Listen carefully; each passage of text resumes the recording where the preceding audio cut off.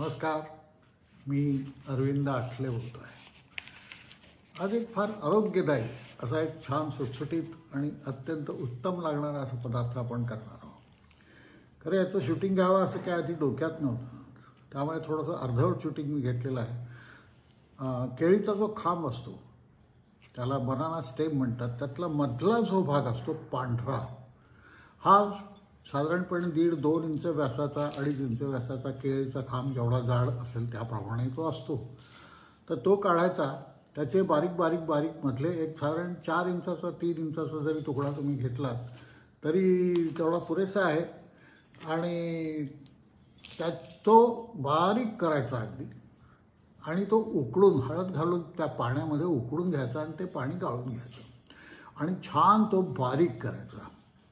त्याचप्रमाणे 1-2 बटाटे उकडलेले घ्यायचे, ते कुस्करून आता थोडा कांदा, कोथिंबीर, तिखट, मीठ, कैरी असेल तर कैरी चालेल आंबटपणाला, किंवा तुम्ही दुसरा काही आंबट पदार्थ त्यात टाकू शकता, थोडंसं आलं आणि तांदळाचं पीठ, असं सगळं मिळून एक गोळा तयार करायचा।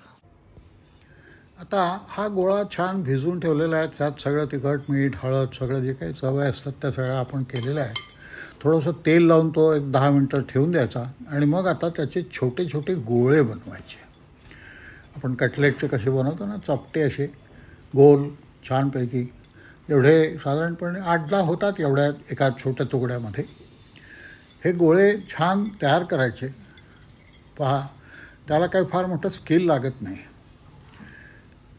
गोल गोळा घ्यायचा आणि तो हाताने दाबून व्यवस्थित तो चारी बाजूनी गोल व्यवस्थित करून चपटा करायचा। आणि त्यानंतर याच्यामध्ये आता आपण तवा घेतलेला आहे, थोडं तेल टाकलेलं आहे, गरम केलेलं आहे, आणि हे जे तेल सगळीकडे पसरून घ्यायचं त्या तव्यामध्ये, नॉनस्टिक घेतलेलं आहे। आणि मग हे सगळे जे गोळे आहेत हे त्या तेलामध्ये असे छान सेमी फ्राय करायला आपल्याला ठेवायचे।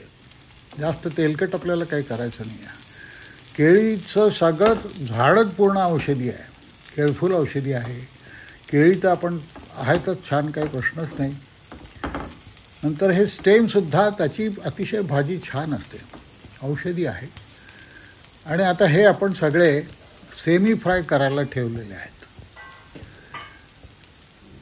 चांगले वर थोडंसं आता आपण त्याच्यावर तेल सोडणार आहोत, थोडेसे ते इकडे तिकडे थोडेसे पसरून सगळीकडून व्यवस्थित भाजतील याची काळजी घ्यायची। बारीक कांदा कसा दिसतो आहे, त्यात छान खोय कोथिंबीर आपण घातलेली होतीच त्याच्यामध्ये। आता हे थोडं थोडं वर तेल आपण सोडतो आहोत,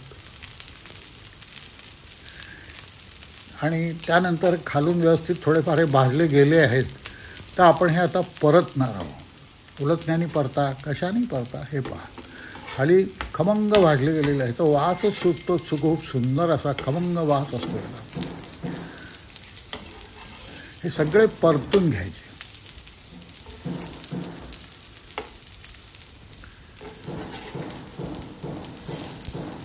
सुंदर लागतात एकदम। पुन्हा थोडंसं तेल तुम्हाला आवश्यकता वाटली तर सोडा। खालूनही ते तितकेच चांगले भाजले जायला पाहिजे। पहा किती खरपूस दिसत आहेत ते।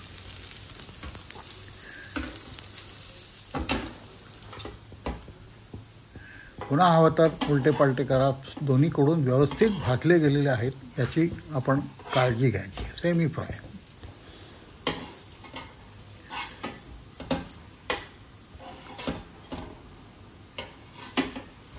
खूप छान चवीला आहे, दिसतातही सुंदर।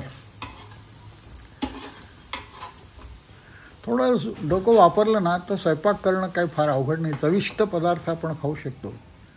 आणि मग हे एका प्लेटमध्ये आपण काढून घेतले, सॉसबरोबर खाणार आहोत। तिखट सॉस असेल चांगला, मिरचीचा हिरवा, आपल्या लाल मिरचीचा सॉस वेगळा मिळतो, मस्तपैकी चविष्ट खा। खाण्याची कुठलीही वासना कधीही ठेवू नये, म्हातारपणी शेवटच्या वेळीसुद्धा ती खाण्याची वासना त्रास देते। तर अशापैकी हे पहा किती सुंदर दिसत आहेत, मस्तपैकी आपण खाणार आहोत असे हे कटलेट।